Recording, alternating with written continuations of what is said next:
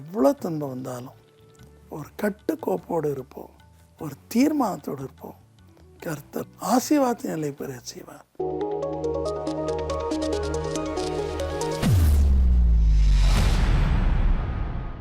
Price the Lord. ஹல்லேலூயா.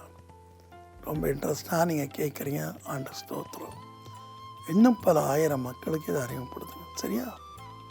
இன்றைக்கு நம்ம யாபேசுடைய ஜெபத்தை தான் பார்க்கணும். நான் கடைசி எபிசோடில் சொன்னேன், தீங்கு நீ துக்கப்படுத்தக்கூடாது. எங்கள் குடும்பத்துக்கு ஒரு நண்பர் இருந்தார். விசேஷமாக அவங்க மகளும் என் மகளும் ஒரே நேரத்தில் கல்லூரி படித்தவங்க.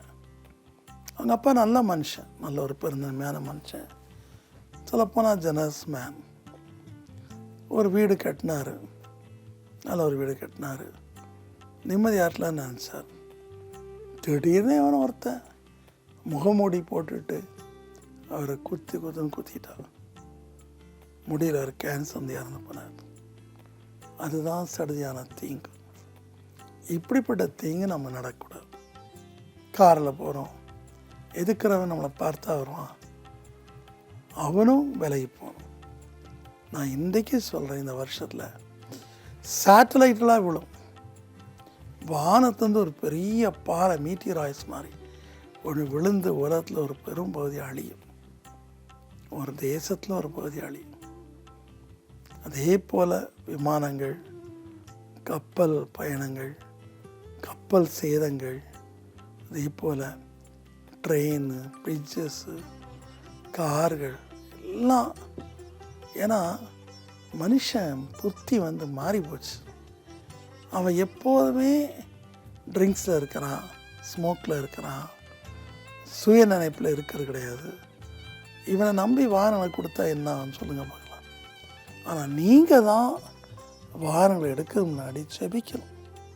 சங்கீதம் 121:4-8 ஜெபிக்கணும். சங்கீதம் 91 ஜெபிக்கணும். வாகனம் பயணம் பண்ணி நின்ற உடனே ஸ்தோத்திரம்.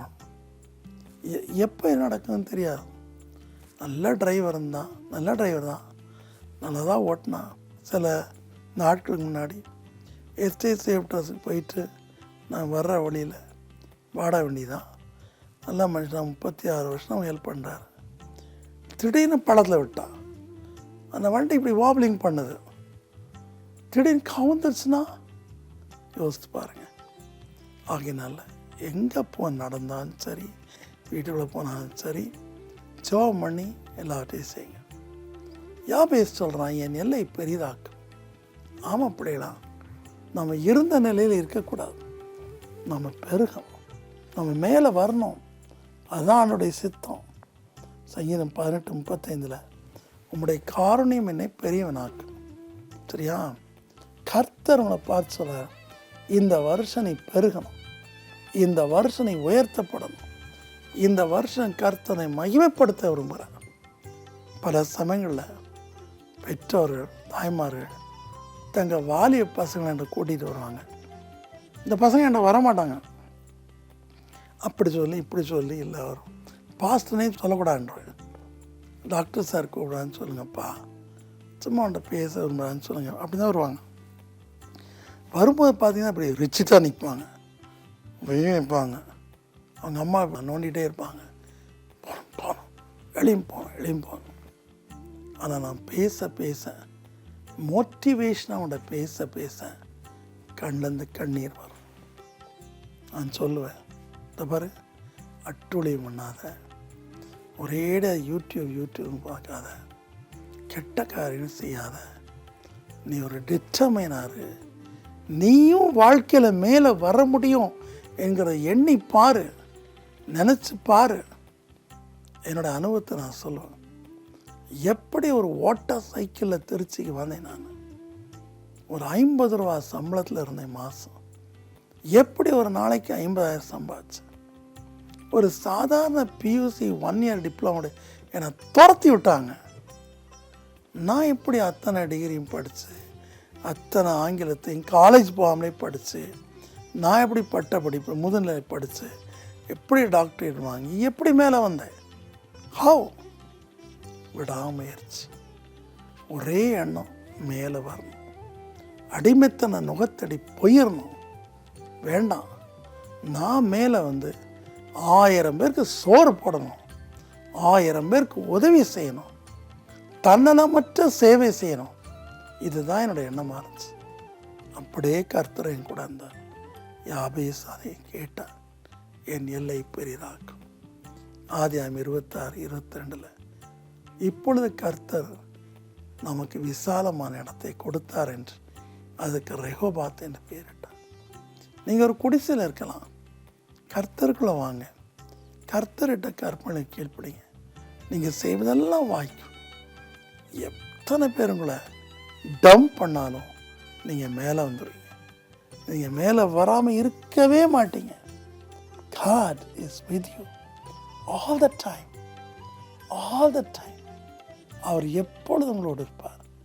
உங்களை உயர்ந்த சிகரத்தில் கொண்டு போய் விடுவார். ஒரு வீட்டில் 3 பேர் இருந்தாங்க. 2 பேர் பசங்க, ஒருத்தி பொம்பளை பிள்ளை. பொதுவாகவே உலகத்தில் பல இடங்களில் பொம்பளை பிள்ளைன்னா அற்பமாக நினைப்பாங்க. ஸோ இந்த பசங்க வளர்ந்தாங்க. திடீர்னு அவங்க அப்பா அம்மா இறந்துட்டாங்க. ஸோ அவங்க அத்தையிட்ட போனாங்க. அத்தை பெரிய வியாபாரி. அந்த வியாபாரிகிட்ட போனாங்க. அவங்க இந்த பசங்களை ரொம்ப ஓரஞ்சனோடு பார்த்தாங்க. அவங்களுக்கு எல்லாம் செய்வாங்க. பொம்பளை பிள்ளை கிச்சனில் வேலை செய்ய, அதை பண்ணி இதை கழுவுவாங்க. அத்தை வந்து டைமண்ட் வியாபாரி. ஸோ டைமண்ட் வாங்குறது விற்கிறது பண்ணியிருந்தாங்க. ஒரு நாள் திடீர்னு அத்தை டைமண்டை பையில் போடுறத பார்த்தாங்க. பார்த்துன்னு 2 பசங்களும் அந்த டைமண்டை திருடி வச்சுக்கிட்டாங்க. அவங்க அத்தை வருது, ஆண்டி வருது, என்னப்பா நான் பையில் வச்சுருந்தேன் டைமண்ட், யார் எடுத்தாயிருது? 2 பேரும் அந்த பொம்பளை பிள்ளை மேலே போட்டாங்க. எப்படி இருக்கும்? அந்த அத்தை பொம்பளை பிள்ளை அடின்னு அடித்து தலைமுடியை பிடிச்சி இழுத்து தெருவில் தூக்கி போட்டாங்க. அப்பா அம்மா எல்லாரும் பிள்ளை தானே, பாவம். அந்த ரயில்வே அந்த ஜங்ஷனில் அந்த பிளாட்ஃபார்மில் அந்த பிள்ளை பரிதாபமாக குளிரில் நடுங்கி அழுதுகிட்டு இருக்கு.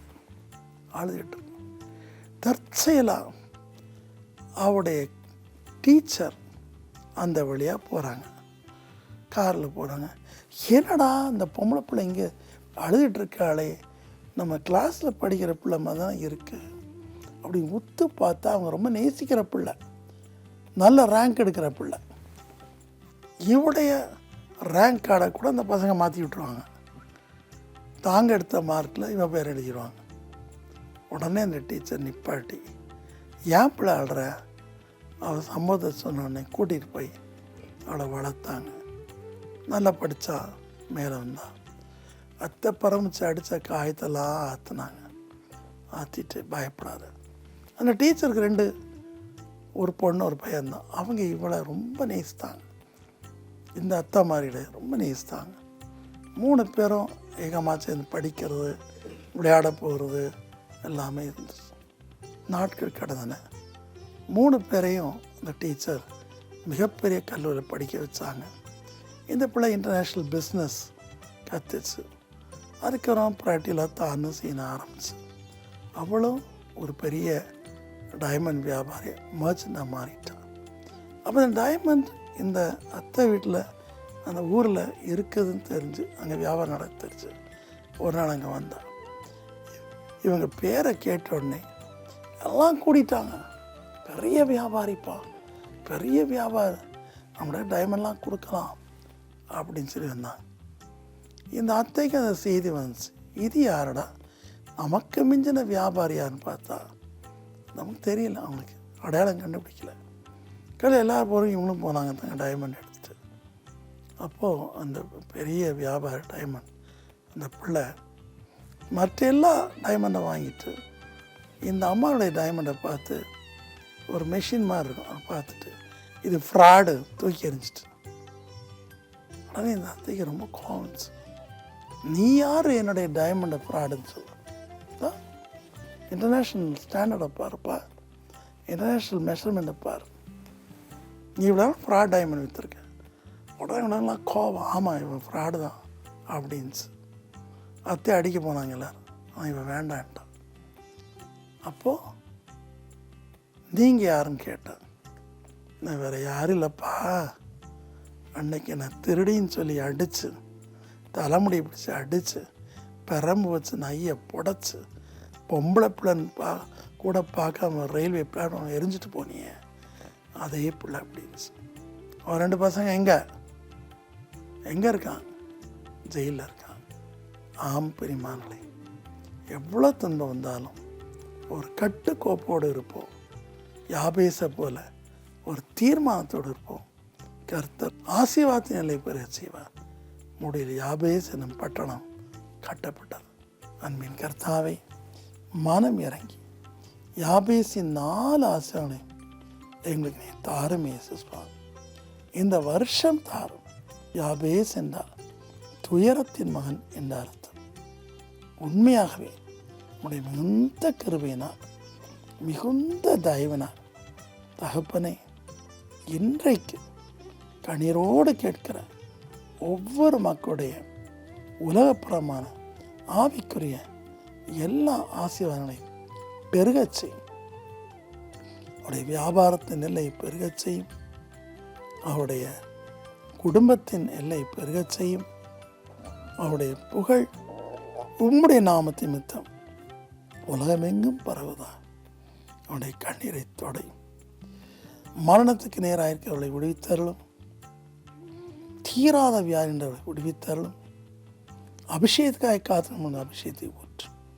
உம்முடைய தயவினால் அவள் மேலோங்கி நிற்கச் செய்யும். இயேசுவின் நாமத்தில் தாழ்மையோடு வேண்டிக் கொள்கிறோம் பிதாவே. ஆமேன், ஆமேன். கவலைப்படாதீங்க. தொடர்ந்து ஊழியர்களுக்கு ஜெபம் செய்யுங்க. நான் சொன்னது போல் நாங்கள் நடத்துகிற நற்செய்தி கூட்டங்களுக்காகவும் தமிழ்நாட்டில் மட்டும் இல்லை, மற்ற ஸ்டேட்லேயும் நடத்த வேண்டியிருக்குது. அதை நினைத்து கொள்ளுங்கள். நம்முடைய பிள்ளைகளையும் நினச்சிடுங்க, ஆஸ்திரையும் நினச்சிடுங்க. கருத்துங்களை ஆசைப்பாரு. ஆமென்.